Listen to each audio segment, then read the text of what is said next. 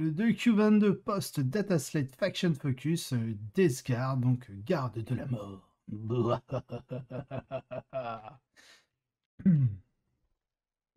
Alors le Q2, hein, c'est par rapport à la balance Dataslate. Est-ce que mon trad est en PLS? Non, c'est bon, il l'a affiché. Games Workshop a publié à la mi-avril son Q2 de la balance Dataslate pour 40K, modifiant radicalement un certain nombre de factions clés. Astra Militarum, les Marines et les Sœurs ont été améliorés, les Arlequins, les Taux et les Custodes ont été diminués, et certaines règles de jeu ont été modifiées. Maintenant que les Tyrannides se profilent à l'horizon, nous nous penchons sur plusieurs factions clés et examinons leur place dans cette nouvelle méta émergente. Dans cet article, nous sommes rejoints par Don Ouzon. Alors Don, si c'est le Don de la table ronde qui est aligné que à peine 3 lignes à chaque fois, si on peut s'en passer. Comment ça, je suis méchant avec lui? Oui, je suis méchant avec Don. La table ronde, il me faisait que des réponses en 3 lignes. Ah, le bourricot. Et nous allons nous pencher sur la Death Guard, qui a reçu un coup de pouce significatif de la nouvelle règle Armure de mépris. Action Overview. Ah, si je prends pas tout en compte, hop, voilà. Alors, au début du mois d'avril, la Death Guard était en difficulté. Alors qu'ils étaient autrefois des joueurs réguliers de niveau moyen supérieur, la mise à jour des points de février les a frappés de plein fouet. Ce qui, ajouté à une vague de sorties de codex surpuissants, les a fait osciller sous la barre des 50% de taux de victoire. La nouvelle Dataslate améliore la Death Guard de façon spectaculaire avec 2 changements. La nouvelle règle d'armure de mépris donne à toutes les unités d'Astartes hérétiques, dans ce cas toutes les unités de l'armée qui ne sont pas des Poxwalkers ou des cultes, la capacité de réduire de 1 les PA de toutes les attaques entrantes. Les Terminators Blightlord et Deathshroud ont gagné la règle objectif sécurisé.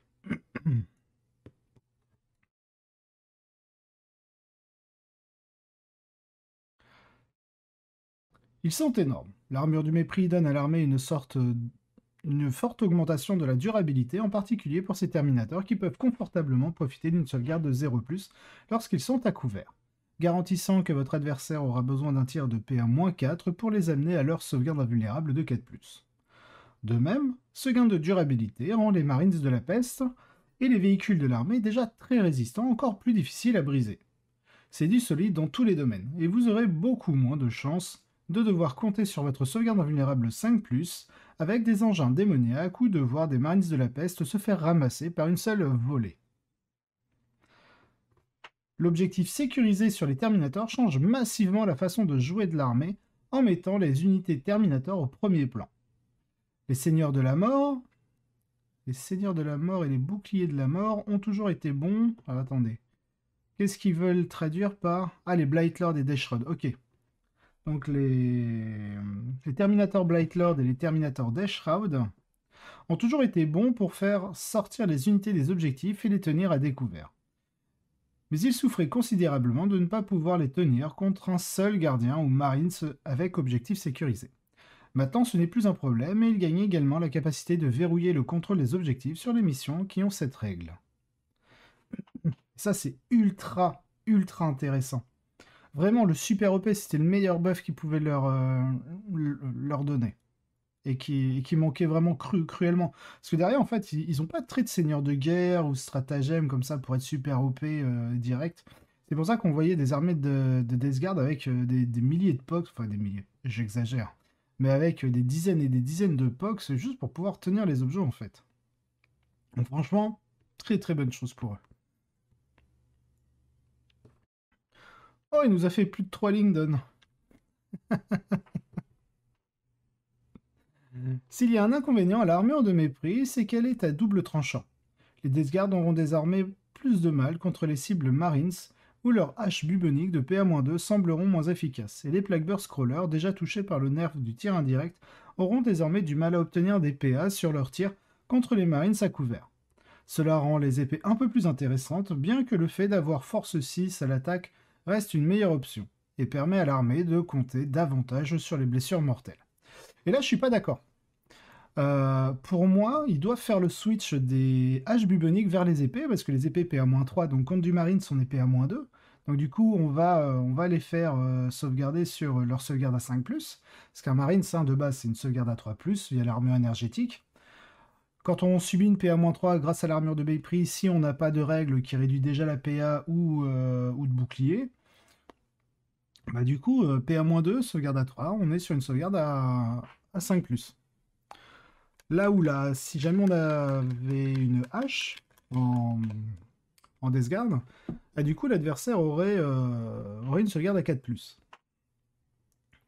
Donc clairement, pour moi, faut vraiment partir sur l'épée.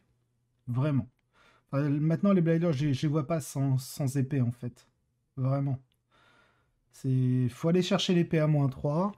Et même l'épée à -3, du coup, on se retrouve sur des sauvegardes à 5+. Donc c'est un tiers des attaques, on va dire, qui vont être sauvegardées par le Marines. Mais les Bladers, faut vraiment pas les voir comme une unité ultra létale. C'est vraiment pas comme ça qu'il faut les voir. C'est un gros pack qui va être ultra difficile à déloger et qui vont poser leur queue au milieu, qui sont vraiment capables en fait de tenir le milieu de table. Mais oui, la Death Guard va devoir vraiment se réorienter en termes de building de liste. Faut vraiment ne plus jouer comme avant en fait. Il faut vraiment faire un changement radical sur les listes. Faut un peu de Terminator. Moi, je crois fermement au Mephitic Blighthauler, parce que ça reste une unité qui est excellente. Parce que unité de Blightlord, vous leur mettez le miasme, -1 pour être touché. En du 5, save à 2+, armure de mépris, si ce n'est pas sauvegarde à 1+, en couvert léger. Armure du mépris, -1 dégâts, un vue à 4 au pire des cas, 3 PV par tête de pipe. Si en plus derrière on met un Surgeon, et je suis persuadé que le Surgeon doit être joué maintenant, pour les rendre encore plus tanky, bah ouais, là on commence à avoir une unité, en termes de volume de tir qu'il va falloir leur mettre dans les fesses, va falloir y aller, hein. Bref, suite à ces changements, la nouvelle Death Guard s'appuiera beaucoup plus sur les Terminators pour tenir les objectifs autour de la table, sur les Marines de la Peste pour le soutien des troupes, et sur un mélange de Contemptors Volkit et de Charognards Mephitic, donc ça c'est les Blighthauler, pour le soutien à distance contre les cibles plus lourdes, tout en continuant à s'appuyer sur les mêmes personnages qu'auparavant. Par contre, je trouve que, à cause de l'armure du mépris, ça nerve pas mal le drone moissonneuse. Parce que le drone moissonneuse, il est PA-2 des dégâts de flat, donc dégâts 2, c'est très bien hein, pour sortir du Marines. Mais maintenant que tu as une PA de 2, le Marines, il va te faire, il va te la réduire à -1, donc PA-1. Enfin, -2 plus 1 pour réduire la PA. On est sur une PA de -1, donc le Marines en soi va sauvegarder à 4+.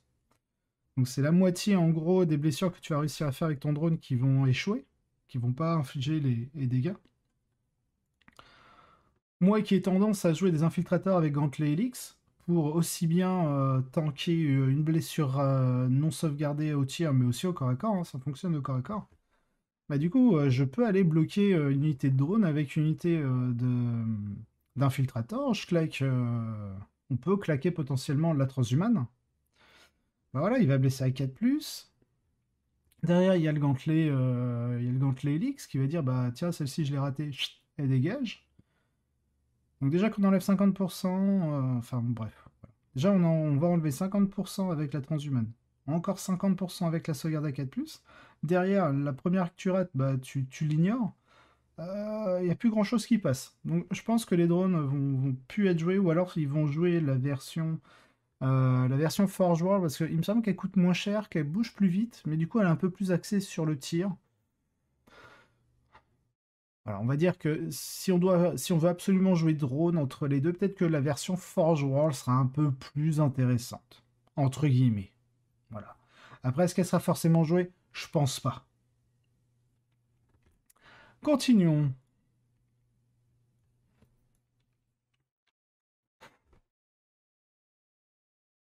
Donc, d'après Don, les changements apportés à la Death Guard ont donné un nouveau souffle à cette faction. Le fait que les Terminators aient l'objectif sécurisé les rend très utiles pour prendre et tenir les objectifs ou faire des actions qui sont plus faciles à réaliser grâce à cette règle.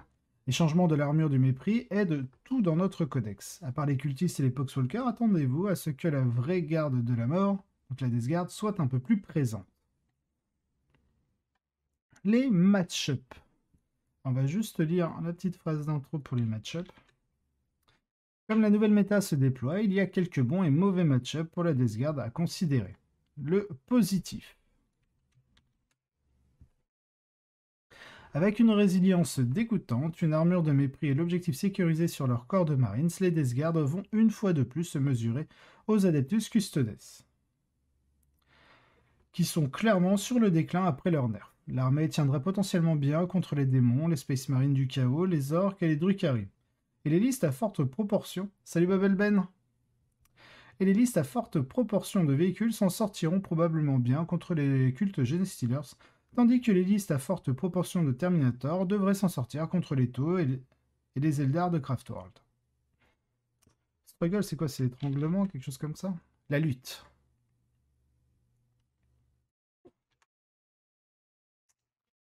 Les autres Marines vont être un grand défi pour la Death Guard, en particulier les Salamanders qui peuvent maintenant empêcher les armes de la peste de relancer les 1 pour blesser. Les sœurs vont aussi être un défi, surtout si elles utilisent la même règle, et les Thousand Suns et les Grey Knights vont donner du fil à retordre à la Death Guard, surtout les listes qui ne peuvent pas prendre l'objectif secondaire à arborer le sorcier.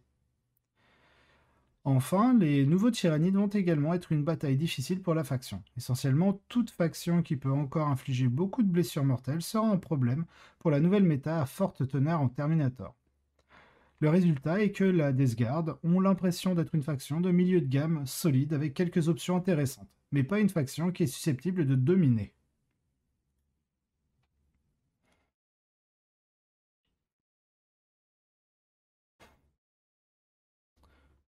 La Death Guard, je pense que par rapport à ce qu'on a fait au Creative Wargame Festival, on refera une petite tier list des codex. D'après mes connaissances, bien sûr, c'est pas... pas je ne serai pas parole d'évangile. Hein, voilà. Ce sera mon propre prisme. Le grand changement ici concerne les Terminators, mais ce n'est pas la seule façon de construire une liste de Death Guard. Les véhicules bénéficient également de l'armure de mépris, avec de plus en plus d'armées qui privilégient le tir et la nécessité de doubler la durabilité. Il est probable que l'enclume de Mortarion remplacera l'inexorable comme compagnie de choix pour la peste, afin que la contagion de Gloaming Broth annule les relances. Don. Don qui nous fait encore 3 lignes sur l'article. Je vais troller Don. Bref. Je pense que les changements favorisent le Ferric Blight par rapport au Gloaming Bloat. La défense a déjà augmenté, cela signifie aussi que, contre les adversaires de l'armure du mépris, notre PA a baissé. Ferric Blight aide à compenser cela. Inexorable et Mortail Osandville apportent tous deux de solides contributions. Et oui, je ne serais pas étonné qu'on tourne autour de ces trois-là. Que ce soit l'enclume de Mortarion, les Inexorables ou le Ferric Blight. Sur le Ferric Blight, ça reste intéressant. Vous commencez, il me semble que ça fonctionne au CAC. Alors attendez. Je vais ouvrir mon codex DG. Il me semble que ça fonctionne au CAC aussi. Death Guard, il est là. Un petit codex Death Guard. Alors, dans ce chapter approved. Ferric Blight, Ferryman, je crois. C'est The Droning, non? Non, c'est pas The Droning. Bah alors? C'est quoi qui fait la paix? Ah voilà, c'est les inexorables. Je croyais que c'était les ferrymen pour le Ferric Blight. Mais non, c'est les inexorables. Les inexorables, donc du coup, c'est un... Quand une unité ennemie est à portée de contagion, à chaque fois qu'une attaque est faite par une unité ennemie, ouais, c'est une attaque, donc ça marche même au CAC. Ce qui fait que quand on va équiper d'épées nos Terminators, qui sont PA-3 du coup, on va passer PA-4.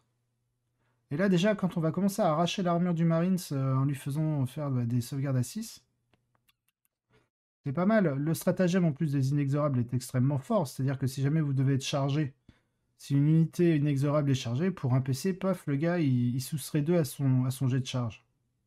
Donc plutôt fort. Hey, merci pour ton amendement, Swaringen. Bienvenue. Merci beaucoup pour ton prime. Ça fait vraiment plaisir. Comment tu vas, Junag?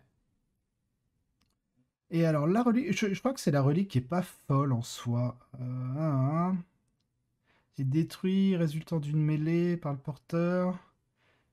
Ouais, tu peux soigner les véhicules, c'est pas fou, c'est pas fifou.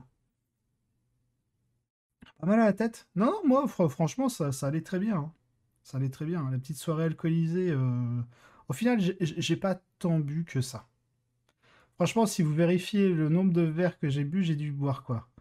J'ai bu deux petites doses de rhum et j'ai dû boire deux petites doses de ce que j'appelle l'eau bleue là. C'était de la liqueur de rhum à la menthe fraîche. Voilà, c'était pas excessif. Je suis pas quelqu'un qui boit beaucoup de base, sachant que j'aime particulièrement l'alcool fruité. Mais ouais, non, franchement, le rhum de Guada était extrêmement bon. Après, bien sûr, hein, attention, n'abusez jamais de l'alcool. Faites comme moi. Vous goûtez, vous appréciez avec modération. Donc voilà, je pense que vraiment, bon, même si Don ne fait des commentaires que de 3 lignes à chaque fois, je suis assez d'accord avec lui. Le Fairy Blight peut être envisagé. Le Gloaming Bloat est exceptionnellement fort, surtout dans une armée qui est déjà extrêmement résiliente. Apporter une no reroll, oh, ça va faire mal. Donc, la liste de Don. La liste de Don est une évolution des listes de véhicules lourds qu'il a présentées aux tables en 2021, bien qu'il ait allégé les Demon Engine en faveur des unités de Forge World. Alors, donc du coup, il nous met un Malenian Platecaster avec le miasme, donc c'est le -1 pour toucher. Curse of the Leper, c'est peut-être... attendez, que je vous dise pas de bêtises. Que je ne vous dise point de conneries. Contagion, discipline. Curse du lépreux. Ouais, voilà, c'est les dés qu'on lance contre la caractéristique d'endurance et on inflige des mortels. On roule 7 d 6 et pour chaque jet qui excède, on fait de la mortelle. Et le crâne de Glotila. Ensuite, il a un Biologus putréfieur. Le Biologus, c'est pas celui qui va balancer des mortels. Et qui peut buffer en phase de charge ou de combat les mortels. Biologus, Biologus. Ouais, si, c'est lui. C'est pareil. Le Biologus n'était plus du tout joué. Je pense qu'il sera très joué. Parce qu'il coûte peu cher. Il coûte vraiment, vraiment pas cher. On peut lui mettre l'arche contaminateur, mais surtout, c'est qu'en fait, en mêlée, on va pouvoir infliger des BM quand on va faire des 6 pour blesser. Et quand on a l'arche contaminateur qui a une full reroll des blesses. Salut Mounet, comment tu vas? Forcément, enfin moi, clairement, je suis persuadé que ça, maintenant, on va en avoir besoin. Parce que entre les tyrannides qui vous obligent à les blesser sur 4+, et encore, s'il y a des grosses endurances de 8, vous allez blesser sur du 5+, bah déjà une full reroll ça va être important, donc l'arche contaminator va être le bienvenu. Et pouvoir infliger des mortels derrière, sur les 6 en plus des dégâts normaux, hein. Bah, ça fait qu'en fait vous avez un sixième de vos blessures, reroll, donc un sixième plus encore un sixième des dés que vous allez reroll. Bah, en fait vous ne serez pas dégâts 1, vous serez dégâts 2. Et c'est un dé virtuellement, hein, parce qu'en fait, je compte la mortelle comme un dégât D1+1, en fait. Enfin, un dégât 1+1. Ce qui fait qu'en fait, vous allez même passer un peu les barrières des unités qui ont dégâts -1.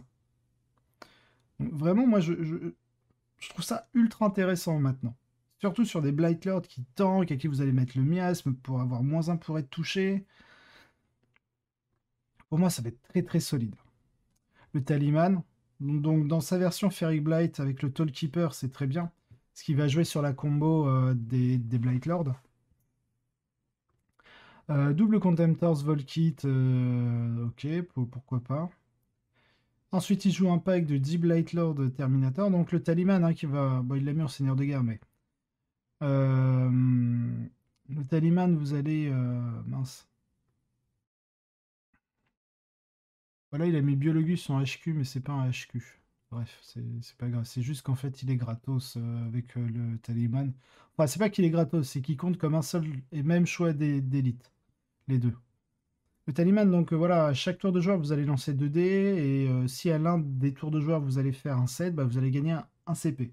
Sachant que ce CP, vous pouvez le gagner qu'une seule fois par tour de bataille. C'est juste que vu que vous allez lancer une fois à votre tour, une fois au tour de votre adversaire, bah, vous avez 2 fois 50% de chance de gagner votre CP. Donc en fait, en termes de stats, si vous n'avez pas réussi à le gagner à votre tour, vous allez le gagner au tour de votre adversaire. En termes de stats, hein, de pure moyenne. Bien sûr, ça arrive que des fois, bah, sur un tour de bataille complet, vous ne réussissiez pas à l'avoir. Du coup, Contemptors, moi je pense pas que je mettrais les cyclones, parce que les cyclones c'est quand même 25 points de plus, déjà qu'ils coûtent 170 points juste en double level kit. Je pense pas que j'aurais mis le cyclone. Après, pour moi, le Contemptors, il est ultra fragile. Enfin, c'est vraiment une figurine fragile. J'ai pas l'impression que même avec l'armure de mépris, en général, on utilisait des armes anti-char. Donc l'armure de mépris, donc, souvent tu joues sur son invue à 5. Et ça avec 8 ou 9 PV grand max, quoi. Même avec le dégât -1, bah, les armes anti-char sur les dégâts -1, quand vous prenez des coups de Melta à D6+2, bah, vous pouvez claquer en D6+1 quand même, hein. Donc ouais, moi je mettrais pas les cyclones parce que c'est quand même 50 points, hein. Déjà que les Blightlords, hein, les Blightlords et des Shred ont été augmentés. Aïe. Ensuite, donc, il met 2 x 2 Mephitic Blight Hauler. Moi, j'aime beaucoup le Mephitic. Bon, je vais ouvrir mon Forge World parce que le Sicarian Punisher, ça fait un moment que je ne l'ai pas vu jouer. Forge World, Sicarian Punisher. On va aller dans le Space Marine, comme ça on les aura tous. Sicarian Punisher. Par 2, Las Cannon Sponsons. Non, moi c'est Rotary Cannon. Ok, donc il faut aller dans le chaos. Force of the Imperium, Force of Chaos.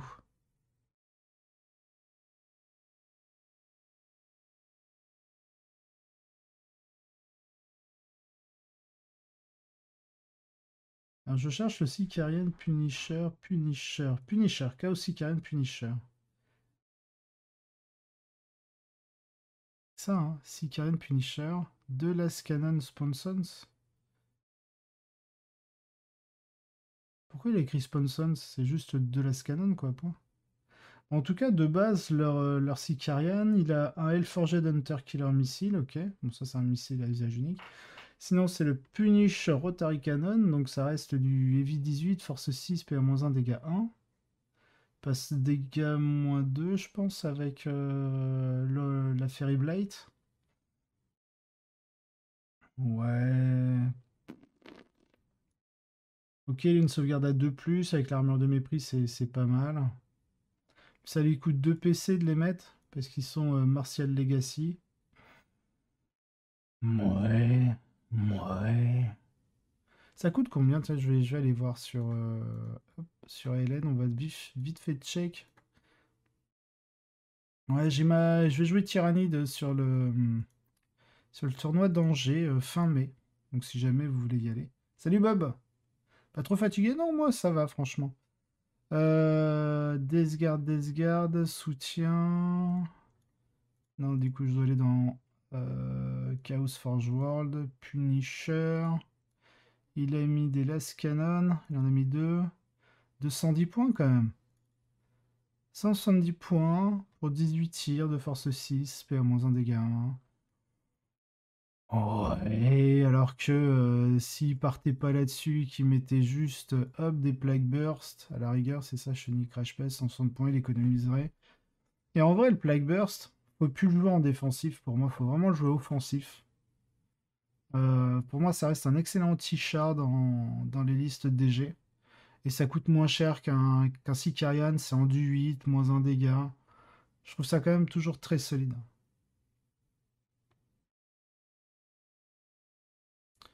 55 points? Bah non, je sais pas. Enfin, en tout cas, c'est sur Hélène. À Hélène, je vais dans Forge World Chaos, soutien.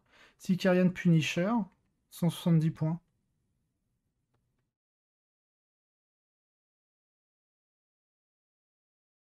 En fait, ça te fait 18 tirs de force 6, PA-1 dégâts 1. touche à 3+.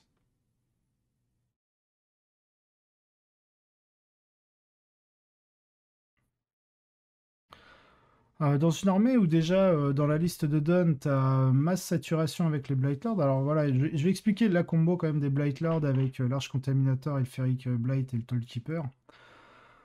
En fait, vous foutez un max de combi bolter. Bon là, ce qui est bizarre, c'est qu'il en a que 6, donc du coup, je trouve que la combo est pue.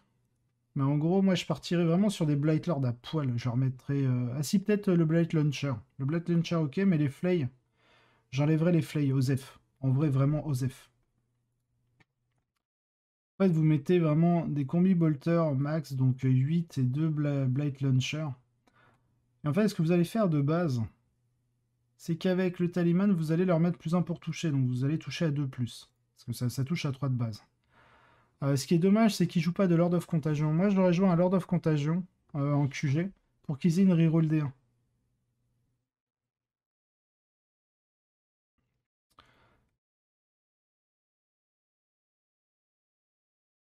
Bob, j'explique juste la combo de base de ce qu'on peut faire avec les Blight. Ensuite, donc, vous allez toucher en 2+, reroll D1. Quand vous allez faire des 6 pour toucher grâce au Tollkeeper du Taliman, bah, vous allez proc en fait des touches supplémentaires. Parce que le Tollkeeper, c'est lorsque les unités bases autour de lui font des 6 pour toucher, donc ça marche hein, sur les Contemptors Volkit. Ouais, mais les Sicariennes, t'es force 6 PA-1. Tout le monde gueule sur l'armure du mépris, ta PA-1 va servir à rien là, perso. Moi, clairement, je préférerais.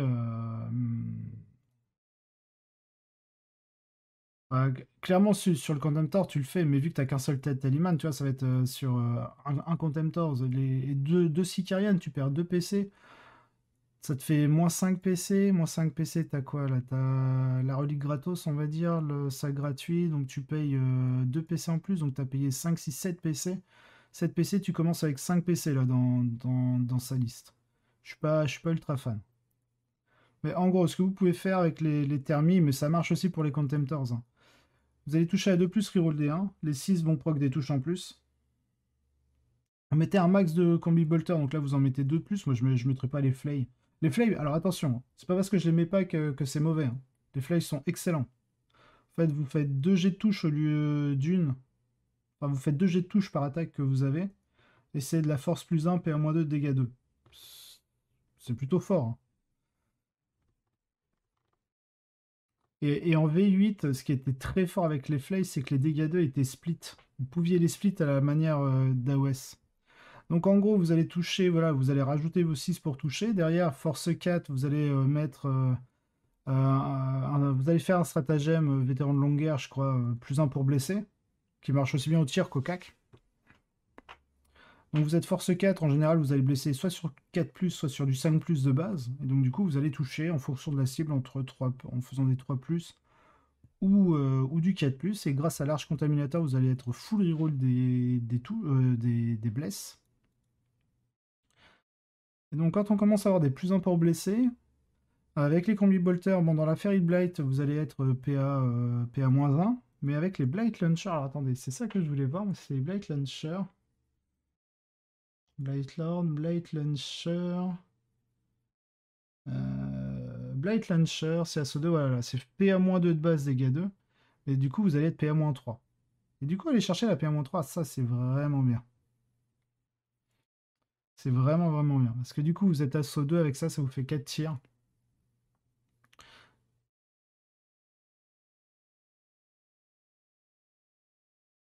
Dialogue pour l'arche. Bah, en fait, oui, faut être à 12 pouces et en fait, la combo elle va se faire parce qu'avec le Fairy Blight, c'est pareil. L'adversaire doit être dans la contagion. Et la contagion, tu peux pas l'étendre à plus de 12 pouces, il me semble. Contagion. Army Rules. Ouais, contagion, tu peux pas l'étendre à plus de 12 pouces. Parce que c'est 9 pouces max, plus 3 pouces du Lord of Contagion ou 3 pouces du pouvoir psy. Donc tu peux jamais l'étendre à plus de 12 pouces. Donc en fait, si l'adversaire est dans l'aura de contagion de la Fairy Blight, c'est que tu es déjà à 12 pouces. C'est ça la strat.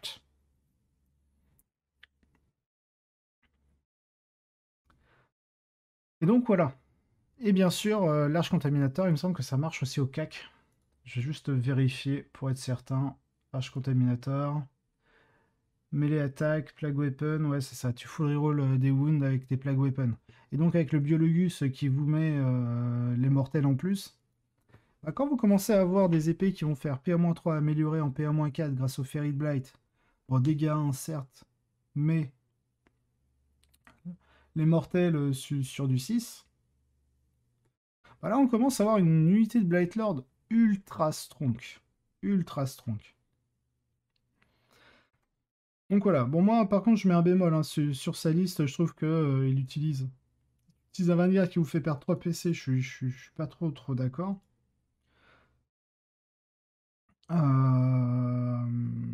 Les Sicarian, pour moi, on pourrait mettre des Plague Burst à la place. Parce qu'en fait, la saturation, vous l'avez déjà avec les deux Contemptors et les Blight Lords.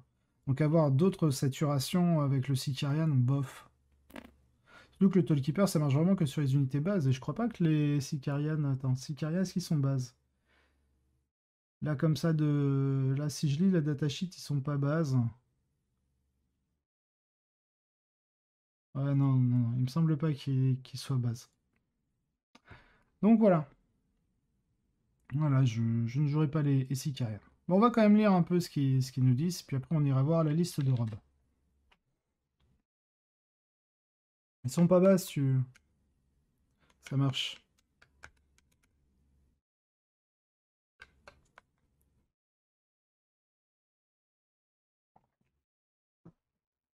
Ouais, pour cloner ta contagion, Bob, il faudrait jouer drone, il me semble. T'as un stratège, quoi, comme ça. Alors, cette liste consomme beaucoup de CP pour commencer.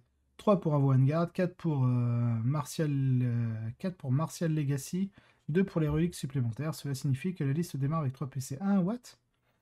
Et Martial, c'est que 1 PC? Martial machin, c'est que 1 PC. Pourquoi il dit 4? Ah mais si, 4 avec les Contemptors. Ah mais oui, mais il commence qu'à 3 PC. Ah, c'est nul. Ah, mais elle est encore plus nulle que ce que je pensais. Ah, tu peux cloner sur n'importe qui. D'accord.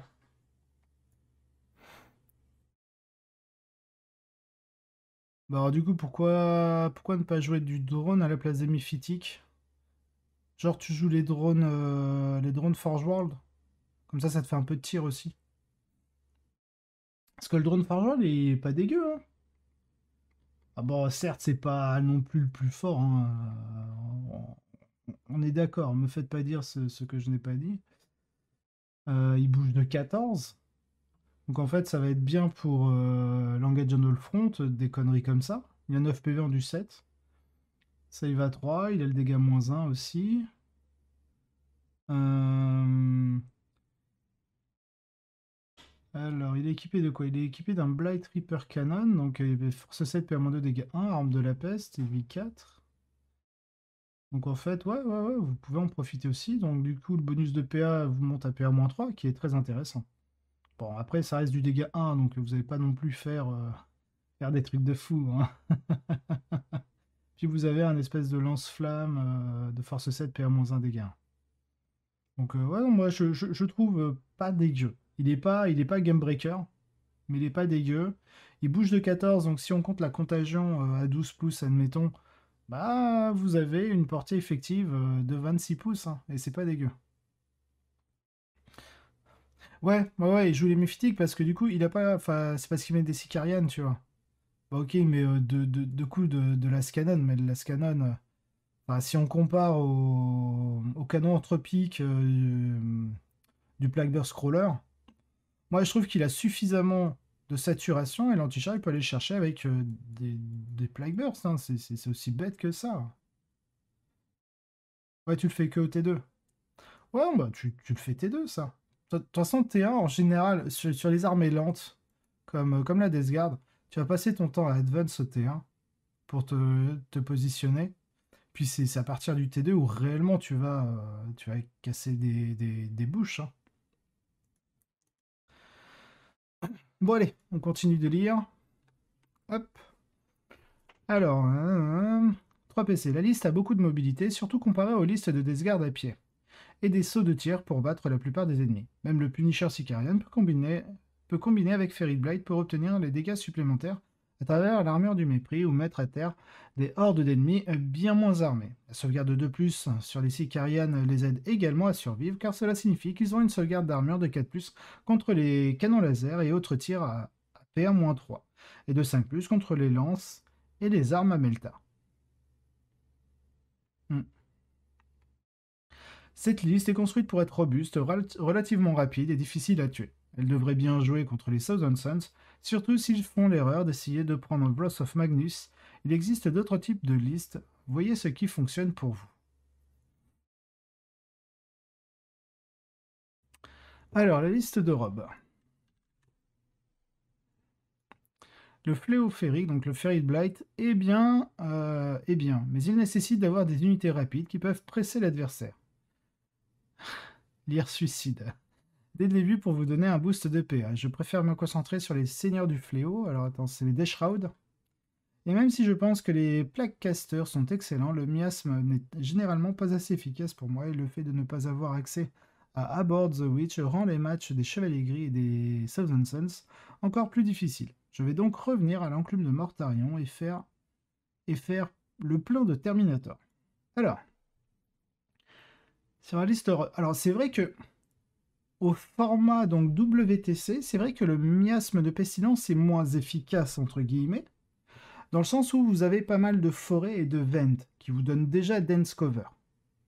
Et vous savez qu'on ne peut pas stacker plus de -1 au tir. Donc on peut stacker, hein. On peut stacker jusqu'à -2, -3, -4, etc. Mais ce qui sera appliqué lorsque vous allez faire des jets, c'est que -1.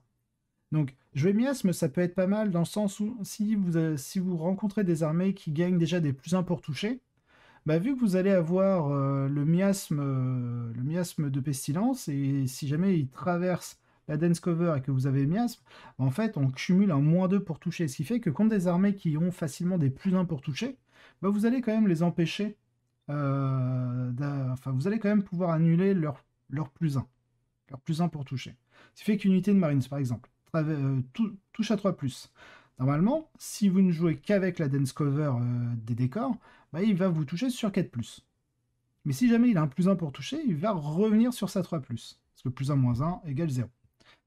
Alors que si vous aviez un miasme, bah, il serait en -1 pour toucher à cause de la forêt, -1 à cause du miasme, il toucherait sur 4+.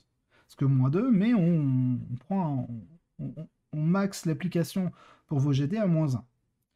Mais s'il avait un +1 pour toucher, eh ben, il serait quand même en -1. Et en fait, c'est ça, des fois, de pouvoir accumuler une fois ou deux des malus à l'adversaire, bah, s'il ne peut pas les ignorer qu'à travers des +1, eh ben, il se fait un peu BZF. Donc, pour moi, faudrait garder miasme de pestilence de base, parce que voilà, on pourrait l'utiliser pour faire... bah, pour pouvoir, si jamais on a... en fait, c'est... je rembobine. En fait, jouer miasme, il faut le faire. Parce qu'en fait, lorsque vous allez affronter des armées qui peuvent gagner des bonus de +1 pour toucher, votre miasme sera efficace. Et dans le pire des cas, ce qui va se passer, si votre miasme n'est pas efficace, c'est pas grave. Contre certaines armées où le miasme n'est pas efficace, vous allez prendre interrogation mentale ou ritual warp faire au milieu de la table. Et point, vous allez scorer. Donc, c'est pas parce que le miasme potentiellement est pas très utile sur des tables WTC, je pense par contre il est ultra utile sur les layouts Games Workshop ou des layouts US qui sont un peu plus libres, on va dire, entre guillemets, sur les lignes de vue par rapport au WTC. Hein. Bah, du coup, pour moi, miasme, faut le jouer, quoi. Faut le jouer. Alors, donc lui, il joue un Lord of Contagion avec Gloaming Bloat, Man Reaper et l'Orbe de Dessiccation, ok. Troupe Plague Marines, donc là, il joue une patrouille, donc les Blight, les Blood, les lalalala. Par contre, en Death Guard, je crois beaucoup aux Marines de la Peste avec des... C'est eux qu'il faudrait équiper les fléaux de corruption. Parce que je crois beaucoup à l'espèce de petit Rhino Rush avec 2 unités de 5 Marines dedans, chacune avec un Flay of Corruption. J'y crois pas mal, par contre, à ce type de liste. Parce que le Rhino, bah, il gagne aussi l'armure du mépris, hein, et pour un PC, vous pouvez mettre un -1 pour toucher. Bah, très, très bien, ça me va. Alors, en élite, donc du coup, on a du Plague Marines, tous en classique, hein, à poil, on dirait. Blight Lord Terminator, donc on a... Bon, il reste sur la Bubonic Axe. Moi, je suis pas d'accord pour la Bubonic Axe. En fait, maintenant, t'as pas besoin d'aller chercher de la Force 6. Pour moi, la Force 5, vu que derrière, t'as Vétéran de la Longueur qui va te faire plus 1 pour blesser, franchement, la hache, tu t'en fous. Tu vas chercher ta Force 5 avec l'épée. Et en fait, les enduits 8, tu vas blesser sur 5 plus quand même. Ça change rien. Donc, plus 1 pour blesser, tu blesses à 4. Voilà. En fait, Bob, j'ai un de mes meilleurs potes dont je te parlais qui joue déjà Death Guard et je connais assez bien la Death Guard pour l'avoir affronté de nombreuses fois, de trop nombreuses fois. C'est combien? C'est un PC, le vétéran, ou c'est deux? Il me semblait que c'était un PC. Stratagème.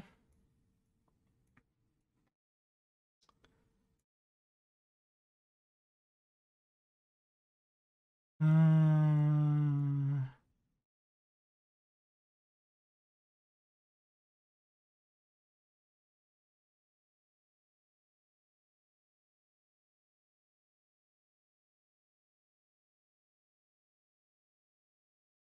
Ah, ça doit plus s'appeler vétéran de la longue guerre. Flux à Wound. Ah, Non, ça c'est le brut.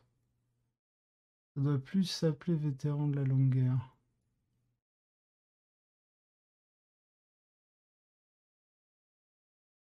Ah, c'est Eternal Hatred. Voilà, c'est ça. Non, c'est 2 CP. Ah oui. En fait, sur une liste où tu bouffes pas trop de CP, ça reste fort, hein. Surtout avec un talisman qui te fait récupérer un PC par tour. En fait, ton vétéran de la longueur, tu peux limite le faire une fois par tour. Parce qu'en fait, tu as ton CP que tu gagnes en début de tour, plus le CP du talisman, ça te fait 2 CP. Bon, bien sûr, faut pas te chier dessus au talisman, hein, évidemment. Mais potentiellement, en fait, tu peux te l'auto-générer comme ça. Donc, en fait, tu te gardes un pool de CP qui est ton pool de base. La Belle Sword pour tirer la PA-3 désormais. Ah oui, non, mais clairement, hein. La PA-3 de l'épée, le plus 1 de l'arme. Pour moi, le plus 1 force de l'arme et le PA-3, c'est pas du tout. Enfin, pour moi, c'est ce qu'il faut prendre, clairement. Bah, on l'a vu de toute façon sur le match-up entre le taux et le moi, hein. Enfin, la manière dont j'ai tanké ces cliquions, parce qu'il est PA-2, donc il est obligé de surcharger parce qu'il passe à dégâts 2, au lieu d'être dégâts 1. Mais du coup, bah, je le tank à la 3+, parce que je suis en light cover à chaque fois. Voilà, hein, c'est aussi con que ça. Pour moi, la PA-2 contre le Marine, c'est merdique. Faut forcément aller chercher de la PA-3 minimum. Et du coup, bah, les équiper en H, je trouve ça nul à chier. Et t'imagines, là on parle du Marines, mais le Thousand Suns, Bubonic Axe, dégâts 1, bah armure du mépris, parce qu'il me semble que ça marche aussi au CAC. Bah en gros là, contre le Thousand Suns, il est PA, il est PA 0 en fait. Donc le Thousand Suns, il le tank à la 2+. C'est Bubonic Axe. Alors qu'en épée, bah, il est obligé de tanker à la 3+, au moins. Donc clairement pour moi, la Bubonic Axe, faut plus la jouer, faut vraiment arrêter. Ta force 6, tu t'en fous. Tu t'en fous. T'as quoi d'endurance 6 en dehors des motos custodes? Mais les motos custodes, elles se sont fait tellement hard nerf qu'elles seront plus jouées. Elles seront plus jouées. Ou alors ça va être deux petits packs de 3 qui vont attaquer les flancs et c'est tout, quoi. Donc, clairement, pour moi, la hache, stop, quoi. Faut arrêter. Et les flays, pour moi, clairement, tu les mets sur les plagues marines. Tu les mets pas sur les thermies. C'est une PA-2. C'est une PA-2, pour moi, ça va être que pour les troupes, pour vraiment aller défoncer une petite unité ennemie qui prend un objet et basta, quoi.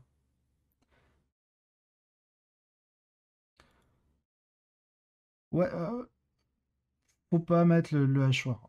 Vraiment, t'as -1 pour toucher. T'as pas beaucoup d'attaques au final avec. Moi, franchement, je jouerais full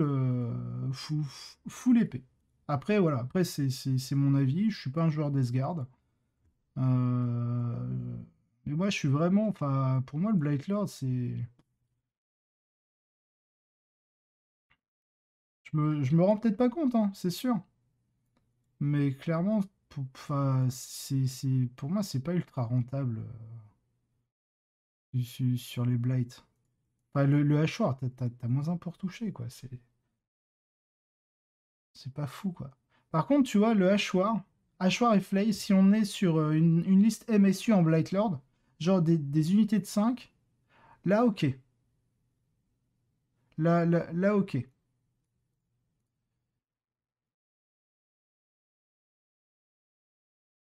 Alors, après, c'est pareil, tu vois, sur la mêlée, vu que je joue Space Wolf et je vais toujours toucher en gros en 2+, full reroll, ou au pire des cas en 3+, bah forcément, toucher à 4+, tu vois, ça m'horrifie.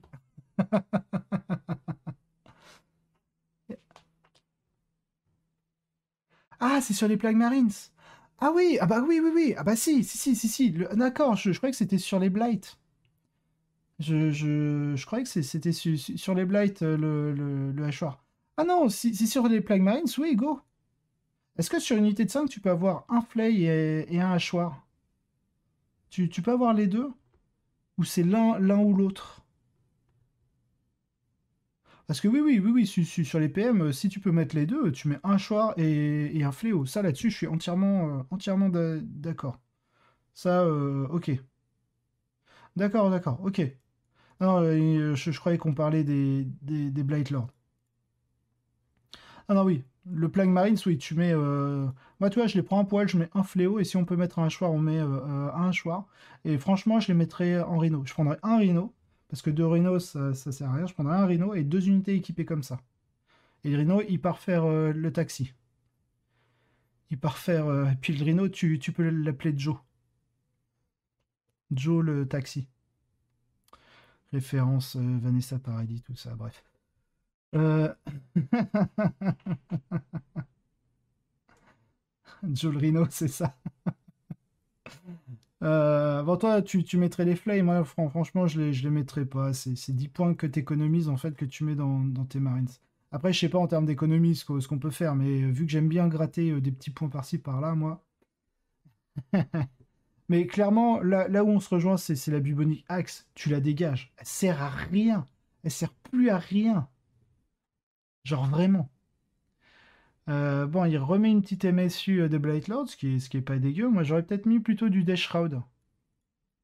Toi, je prendrais peut-être. Alors après, je sais pas ce que ça fait en points, on fera peut-être une liste. Mais 10 Blight Lord, deux petites unités de 3 Death Shroud pour les FEP. Je pense pas que ce soit déconnant.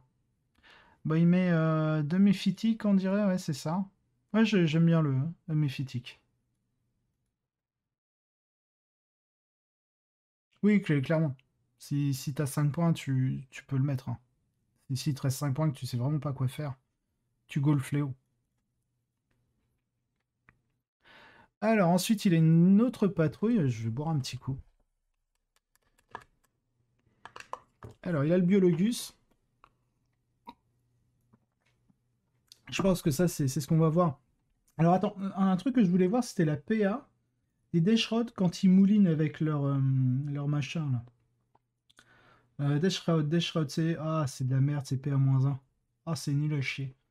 Parce que j'étais en train de me dire, vu que t'as 4 attaques de base sur le Deshroud, 5 sur le sergent, quand tu doubles tes attaques et que tu fais proc et que tu proc les BM, ça peut être ultra violent par rapport aux Blightlord qui sont sur une base de 3 attaques, je crois. Ouais, c'est ça, c'est une attaque de moins. Et ça touche à 3+ au lieu de 2+. Parce que les Deshroud touchent à 2+, de base. Donc je me disais que ça pouvait être très très fort avec les Blight, mais c'est vrai que ils ont qu'une PA-1, quoi. Ça, c'est très très nul. C'est très très nul, mon frère. Bon, c'est pas grave. Tant pis.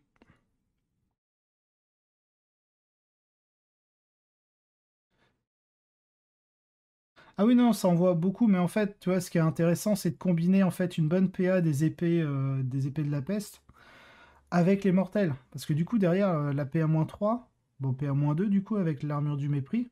Bah, le gars, il save à 5, tu vois. Alors que les Blight Lord, PA-1, ça devient 0. Donc il va sauvegarder en fait les dégâts de base à 3+. Bon, bien sûr, il va prendre les BM. Ça, c'est indéniable.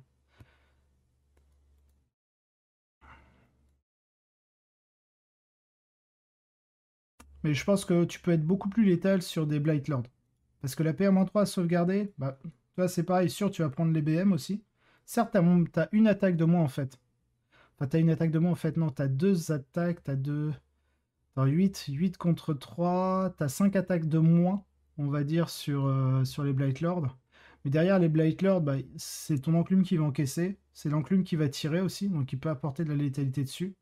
Et derrière, tu restes quand même létal au cac. Pour moi, je pense clairement il faut avoir ton enclume de Blight Lord, qui sera pas en FEP, et tes Dashrods qui seront en FEP.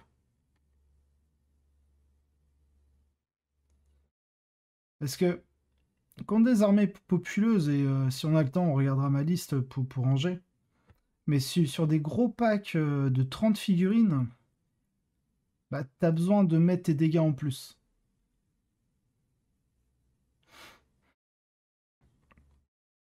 Bon, moi, je trouve que Blightlord et Dashrod se complètent très bien. Bon, alors, on a le Biologus Putrifieur, ok. Ok, il l'a pris à poil. Il joue le full Blight Spawn. Avec le Revolting Stench Vat. Vicious Death, ouais, bon, bah, c'est le truc classique, hein. Mais c'est pareil, le full Blight Spawn, je trouve que maintenant, on sait jouer contre. C'est-à-dire que moi, quand je vois qu'il y a un gros pack de Blight Lord avec le full Blight Spawn, je mets mes Terminators devant, puis j'attends qu'il me charge pour avoir tous mes bonus. Je vais le fight last. Il va me fight last. Et encore, hein, et encore. Est-ce qu'il réussira à me fight last? En fait, le problème du full Blade Spawn, c'est que son fight last, il est à 3 pouces et tu peux pas l'augmenter. Full Blade Spawn, c'est un vrai problème en fait. À cause de la taille des socles des Terminators, c'est très difficile de fight last à 3 pouces. Ou alors, c'est tu lui, vu qu'il n'a pas d'intervention héroïque à 6 pouces comme on peut l'avoir en Space Wolf, mais à 3 pouces, ça veut dire quoi? Ça veut dire que si le Full Blaze Spawn ne peut pas faire d'intervention, il peut pas mettre son fight last. C'est tout con. Il suffit d'une erreur de positionnement. Pour moi, c'est ce qui est le plus dur à jouer en Dash Road, c'est le Full Blaze Spawn. Parce qu'en vrai, le Full Blaze Spawn, tu le prends pas pour son lance-flamme. C'est pas sa force première quand tu vas le jouer. Sa force première, c'est l'anti-charge et le fight last. Donc c'est pour ça qu'il y a Last Engine. Hein. C'est l'anti-charge. Parce que l'anti-charge, le marine ne prend pas son plus en attaque, il gagne pas son fight first, dû à la charge. S'il l'avait via d'autres règles, comme les Empereurs Children, il le garde. Mais voilà. Et ce qui fait que bah, c'est presque comme si tu avais fight last l'adversaire. En fait, le Full Blast One, c'est pas pour son fight last que tu joues, parce que t'as pas envie de faire d'intervention héroïque avec. Ce qui fait que tu seras jamais dans ta bulle de 3 pouces pour fight last. Et donc en fait, 100 points, une anti-charge, bah, je trouve ça super cher. Enfin, c'est même pas 100 points, c'est 100 points plus un PC pour une bulle de 6 pouces d'anti-charge. Moi, je trouve ça cher. Je trouve ça cher. Ou alors, si tu veux quand même performer, si tu veux performer sur le Fight Last, il faut en fait que tu te démerdes à le laisser en première ligne, mais avec deux socles de Terminator qui sont un petit peu devant. Comme ça, tu vas lui donner une fenêtre par rapport au mouvement. Ah, c'est simple. Hop, pour montrer, je vais ouvrir mon Tabletop Simulator. Ok, alors, vous voyez, si vous jouez comme ça, bon, votre zone de 6 pouces, pas de problème. Vous voyez, aucun souci. Mais la zone de 3 pouces, voilà, vous tombez en plein sur votre socle, donc c'est mort. Donc ça veut dire que déjà de base, si vous voulez vraiment optimiser le truc, vous devez jouer comme ça. Et vu que c'est une bulle de 3 pouces, même si vous le mettez au milieu, Vous voyez, 3 pouces, c'est là. Ce qui fait que quand je vais charger, je vais prendre quoi? Je vais prendre du Titi, tiens. On va prendre du Gaunt.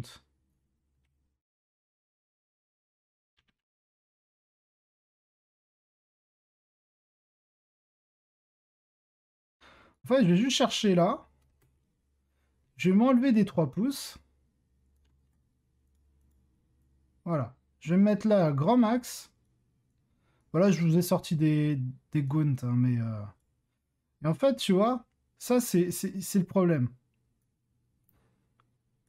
Ça, c'est le problème que tu peux rencontrer avec une zone de 3 pouces.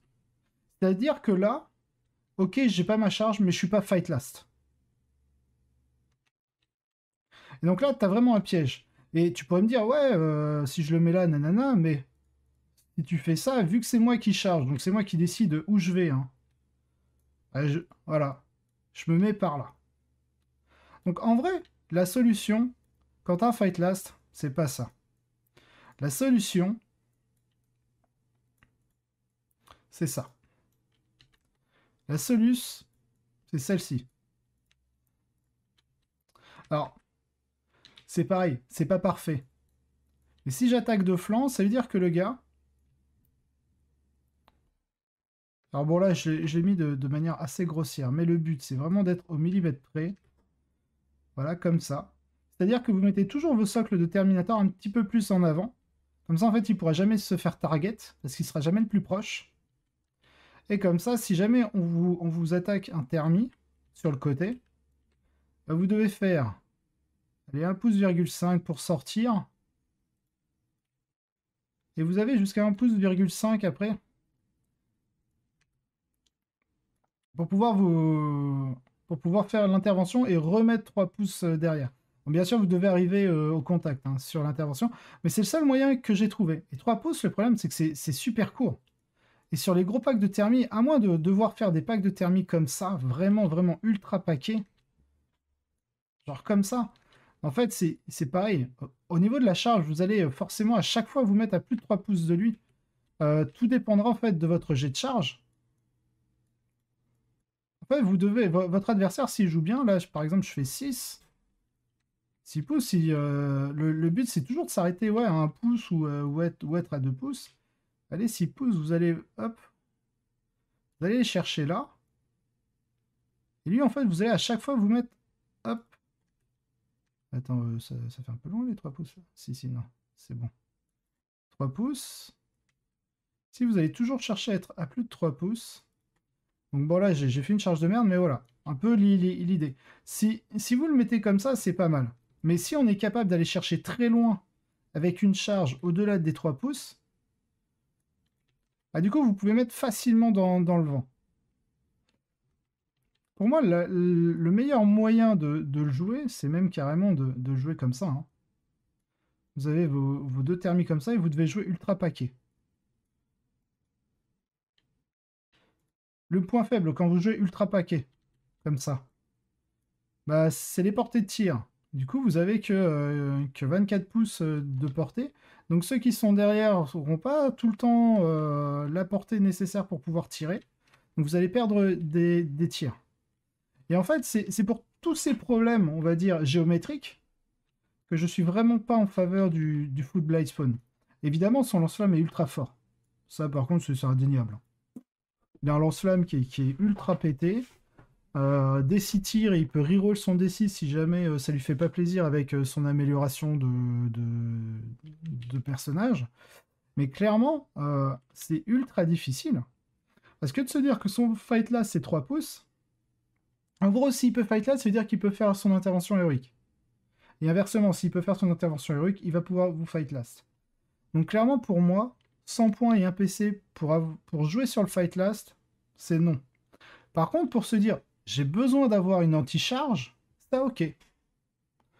Ça oui. Pas, pas de problème. Aucun souci. Mais de se dire 100 points pour un fight last, je suis pas d'accord. 100 points et un PC. Allez, on va revenir sur l'article.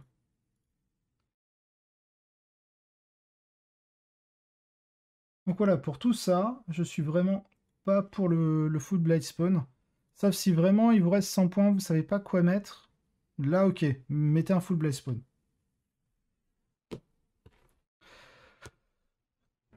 Alors, je suis d'accord pour dire que le full Blight Spawn, son anti-charge peut casser beaucoup de match-up. Ça, ok, je l'entends. Mais ça cassera jamais les unités qui ont de base Fight First. C'est-à-dire que je sais pas, les Arlequins, il me semble qu'ils ont non, les Empereurs Children, tiens, ont toujours Fight First. Bah, quand leurs Terminators vont t'impacter, tu vas juste mettre un anti-charge, mais c'est pas grave, ils vont quand même frapper avant toi. Et en fait, ça change pas la donne. Et c'est pareil, d'autant plus que les Empereurs Children, bah, sur leur charge, ils peuvent dire, bah, ce dé-là, pour un PC, j'ai fait un 6. Donc tu te retrouves à lancer 2 dés, puis le pire résultat des 2 dés, tu le transformes en 6, ce qui fait qu'en général, il va faire des charges à 10 pouces. Il peut ne pas se mettre en fonction de la situation. Bon, s'il vient de FEP, charge à 10, vu que c'était une charge à 9, il l'a réussi, mais tu pourras mettre le fight last, à la rigueur. Ça, là, c'est jouable. Dans une situation où c'est par exemple des élus de l'empereur qui ont drop, enfin, qui sont descendus de leur drop pod le tour précédent, bah, la charge à 10, il peut aller très loin et te mettre le full blade spawn dans le vent. Du coup, tu n'auras pas de fight last. Enfin, c'est vraiment pas facile à bouger pour optimiser le full blade spawn pour avoir ce fight last. Et donc, par contre, me dire je joue le full blade spawn pour l'anti-charge et le lance-flamme, je l'entends mieux. Parce que ce sera un Space Wolf qui pourrait faire une intervention héroïque à 6 pouces et mettre un fight last. Enfin, tu vois, moi, je j'ai pas de fight last à 3 pouces. Enfin, si, je pourrais avoir le judiciaire, mais je joue pas le judiciaire. Il bouge que de 6 pouces. Moi, j'ai un fight last où je fais une intervention à 6 et je le mets à portée d'engagement. Ah, c'est bête, mais j'y arrive. Mais parce que j'ai une intervention à 6 pouces. Donc, vraiment, le full blade spawn, je suis pas un grand fan.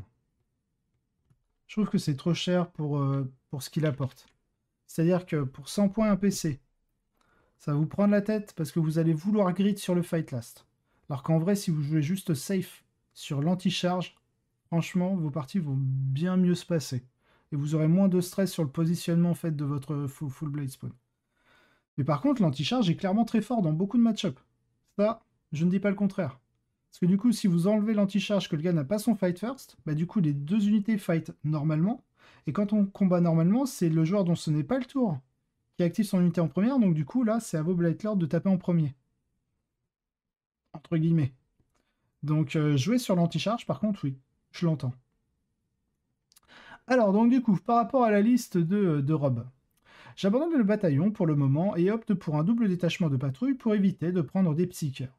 Un seul playcaster ne vaut pas la peine de perdre aboard the Witch contre certains des matchs les plus difficiles. L'idée de base ici est d'inonder le plateau avec des terminateurs objectifs sécurisés, un blob de 10 figurines pour manger le milieu de la table, et 2 autres unités pour se déplacer et balayer ou renvoyer les adversaires vers le milieu. La liste s'appuie sur Stronghold et Grind Them Down, et ces cibles les plus faciles ont des unités de 5 modèles de Plague Marines qui sont toujours des détenteurs d'objectifs d'arrière-champ durs comme la pierre. Les Blight Haulers sont là pour s'occuper des cibles plus grosses et des armures plus lourdes, où les 8 tirs multi-melta plus les roquettes permettent d'abattre des choses avec lesquelles les Blight Lords pourraient avoir du mal. Cela dit, cette liste est un travail en cours. J'ai fait des allers-retours sur cette liste pendant un moment pour décider si je voulais 20 seigneurs du fléau, donc des Shrouds, et si je voulais un seigneur donc à Lord of Contagion. Il y a une version que je testerai à un moment donné qui utilise 2 seigneurs du chaos, 20 Death Shroud, et leur donne un peu plus d'amélioration. Et si les blessures mortelles deviennent un réel problème, j'ajouterai probablement 1 ou 2 unités de Chaos Spawn pour couvrir devant et être la cible visible la plus proche, lors de la phase psychique de l'ennemi. Je pense pas que ce soit un plan ultra viable, le Chaos Spawn comme ça. Parce que j'ai joué pas mal de fois les Landspeeder Storm. Surtout que le Landspeeder Storm, donc du coup, ça bouge beaucoup plus vite qu'un Chaos Spawn. Ça bouge de 18 pouces. Je peux, pour un PC, mettre une Feel No Pain à 5+, contre les blessures mortelles. Vu que c'est un véhicule, on a le stratagème qui s'appelle l'armure du mépris, justement. Quelque chose comme ça. Et, et du coup, ouais, ok, ça va absorber pas mal de BM, mais c'est pas non plus la panacée, quoi. Surtout que sur mon Landspeeder Storm, j'ai plus de PV qu'un Chaos Spawn, hein. J'en ai 7, le Chaos Spawn en a 4, il me semble. Je trouve vraiment pas ça fou.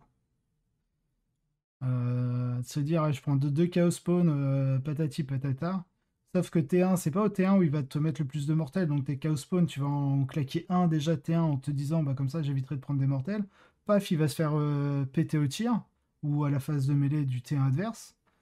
Ensuite, c'est à toi. Donc tu as déjà sacrifié un Chaos Spawn, tu vas envoyer le deuxième parce que bah, tu as besoin de te couvrir contre les mortels vu que c'est ton objectif. Bah, le gars, il s'est déjà suffisamment avancé. Tu bouges que de 7, il me semble, avec un Chaos Spawn. Ah, du coup, il va juste le contourner, hein. Il va le mettre out. Tu peux pas être tout le temps la cible visible la plus proche. Déjà qu'avec un Land Speeder Storm, c'est beaucoup plus jouable parce que ça bouge de 18. Je peux advance d'un D6. Donc je couvre beaucoup mieux. Et c'était déjà assez difficile. Donc, mouais, bof. Mouais, bof. Je trouve que c'est beaucoup plus simple avec l'Assassin Lexus qu'autre chose.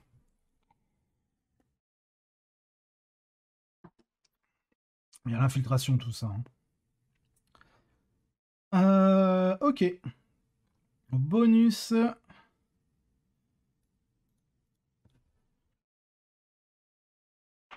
Si vous recherchez quelque chose d'un peu plus éprouvé, considérez la liste de la Death Guard d'Aiden, qu'il a piloté jusqu'à un résultat de 6-0 contre le Craft World au Gravel Pit GT, le premier événement utilisant la nouvelle grille de données, donc la balance data slate. Vous pouvez trouver l'article complet dans l'article Competitive Innovation de cette semaine, et justement on va aller le voir. Nous l'avons mis en premier. Donc voilà la liste d'Aiden, que je trouve déjà un peu plus intéressante. Donc du coup, on a un bataillon. Donc lui, il joue quand même sa version bataillon avec le Psyker. Donc lui, il joue avec un prince démon, avec le Gloaming Bow, donc pour empêcher les rerolls. La Warp Insect Hive, qui est une relais qui vous permet de full reroll vos jets pour toucher et blesser. Donc très efficace, ça fait vraiment du prince démon avec sa Hellforged Sword qui est dégâts 3, un personnage de mêlée qui peut faire très très mal. Un Playcaster avec le miasme, quand même, la curse du lépreux pour infliger les BM et le crâne de Glottila. Alors attention, le crâne de Glottila, hein, on a tendance à dire que ça fait un personnage qui envoie beaucoup de mortels avec la phase de psy, mais il faut pas oublier le petit mot avec la phase de psy. Parce que le crâne de Glottila, ça se fait à la fin de votre phase de mouvement. Donc attention à jamais l'oublier, j'ai vu pas mal de joueurs des DG, pas forcément débutants, mais en tout cas qui ne jouent pas à un niveau compétitif, mais qui n'en sont pas à leur première partie de Death Guard, qui ont tendance à l'oublier. On a 1, 2, 3, 4 unités de Plague Marines avec voilà, le Fly of Corruption et le Cleaver. Donc ça, là-dessus, il n'y a pas de souci. On a 3 unités. Moi, j'en mettrais peut-être que 2 pour les foutre dans les rhinos. Lui, là, préférant mettre 3. Donc... Oui, bah oui, oui. Non, mais Bob, je l'avais déjà vu avant que tu joues. Et je pense que tu t'en es pas mal inspiré. Ou en tout cas, tu vas peut-être t'orienter vers quelque chose qui y ressemble. Donc on a le full pack de Blightcloud et on peut voir qu'il a quand même mis quelques Bale Sword. Je pense qu'il voulait voir sur le tournoi la différence entre les Bubonic Axe et les Bale Sword. Bale Sword, c'est les épées buboniques, enfin les épées de la peste. Et je pense que sur ses prochaines listes, il va virer les haches pour mettre du full Bale Sword. Je prends pas ça pour moi.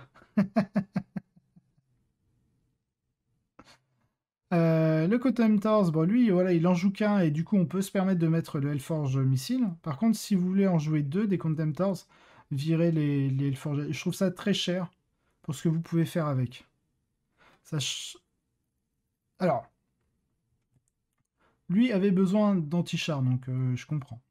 Ensuite, il a deux Death Shroud en x3. Il a pas mis les gauntlets en plus sur les sergents. Pourtant, c'est gratis, donc faut pas hésiter à le faire. Et il a mis la relique, il a mis la Reaper of Glorious Entropy. Je sais plus ce qu'elle fait déjà. Hop, par rapport à l'arme de base, hop, je vais aller voir, je vais check ça tout de suite.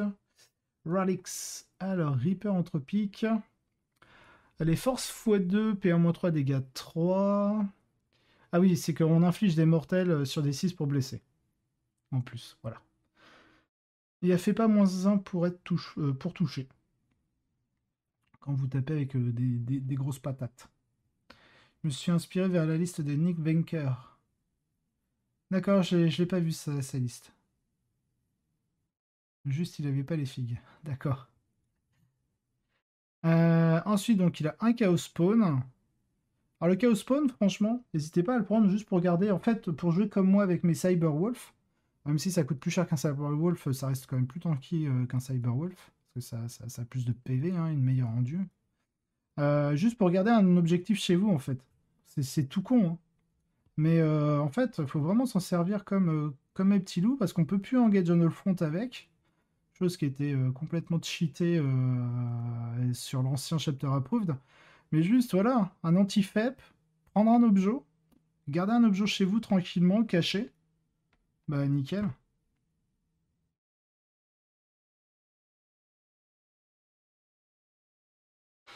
Donc voilà, prenez-en un au moins, ça paye pas une mine, ça vous garde un objet, comme ça vous pouvez projeter en fait tout le reste de votre armée en restant un peu tranquille. Si vous pouvez même faire, si vous voulez vraiment abuser, vous en prenez 3, et en fait c'est les 3 qui gardent toute votre backline pour empêcher les FEP, etc. Tes messages arrivent en décalage, c'est pas grave. Ouais, non, mais franchement, c'est une bonne unité anti-FEP, hein. Elle tank plutôt bien. C'est pas. Moi, j'aime bien hein, le Chaos Spawn.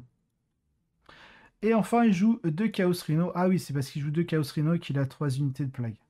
Comme ça. Ok, ça marche. Ça marche, ça marche. Bah, moi, voilà, ouais, j'aime bien sa liste. J'aime bien sa liste. Il a vraiment un parti pris. Et ah oui, il a le Biologus pour mettre les mortels. Biologus avec l'Arche Contaminator. Moi, je trouve vraiment que pour accompagner les Blight Lord, le Biologus suffit. Hein, avec l'Arche Contaminator. Le Prince pour leur donner de la reroll lien. Bah, exactement comme tu as joué au début ton Prince avec les Blight Lord. Voilà, le miasme de pestilence. Voilà, vous avez un énorme chausson au milieu de table à déloger, sachant que derrière, vous allez vous faire flanquer par une masse de Plague Marines qui tabassent assez sec quand même et des Deathshroud en faible. Franchement, à gérer, c'est l'enfer. C'est vraiment l'enfer.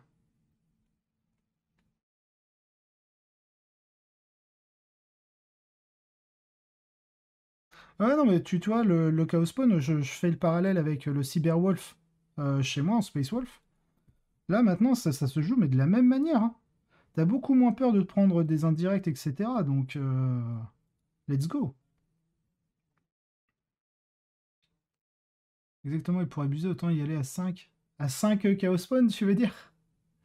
Tu veux que je t'envoie ma dernière mouture? Ouais, vas-y, hésite pas à me la MP sur WhatsApp.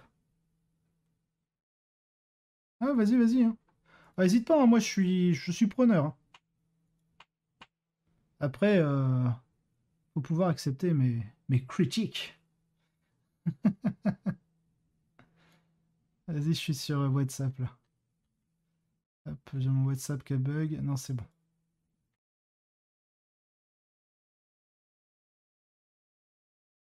Parce que là, après, on va passer sur le rule Summer. Donc, n'hésite pas à me l'envoyer. Alors, hop, on va quand même faire la petite phrase de fin d'article à chaque fois. Hein. Nous avons terminé notre tour d'horizon de la Death Guard, mais nous reviendrons avec d'autres articles consacrés aux factions, pour voir comment les choses ont changé, en examinant comment de nombreuses factions majeures du jeu, mais pas toutes, ont évolué après la création de la plaque de données, donc la balance data slate. Certains membres de l'équipe d'Art of War viendront également nous donner leur avis, alors restez à l'écoute. Vous avez des questions ou des commentaires, envoyez-nous un message dans les commentaires ci-dessous ou à l'adresse contact@gunhammer.com.